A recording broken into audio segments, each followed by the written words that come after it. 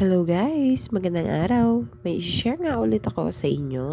Dito pa kami pumunta sa binibilhan namin ng pork. Ang problema nga ay naka-frozen nga yung kanilang binibenta at kahapon pa. Kaya naman hindi kami bumili. Pagtingin nga namin doon sa mga isdang binibenta nila ay okay naman pero mahal nga yung kilo ng kanilang binibenta. Kaya lumipat nga kami doon sa kabila na pinagbibilhan namin na fresh din yung kanilang binibentang mga fish.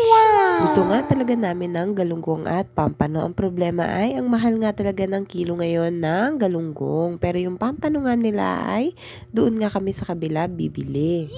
Fast forward nga at andito na nga kami sa pinagbibilhan namin. Eto nga at mga fresh pa nga yung pampano nila at mura lang ang kilo nila dito. Bukod nga sa mura at fresh yung kanilang binibenta ay madami kang pagpipilian. Kumuha na nga yung asawa ko ng 3 pirasong pampano. Ito nga at nakita ko yung hipon nila at ang fresh pa at nakakatakam nga. Pati yung kanilang bangus pero hindi nga kami bumili guys dahil alam mo na low budget na. May binili pa nga kami guys na isang isdang klase at maganda nga at fresh nga ito. Masarap nga ang isarsyado. Kung hindi nga ako nagkakamali ay dorado nga ata yung tawag doon. Ito nga at ang laki nga nung isdang binibenta nila. May nadaanan pa nga kaming nagbebenta ng liempo at nakabili nga kami dahil fresh pa itong kakakatay nga lang guys. Ayan lang guys. Thank you for watching. God bless!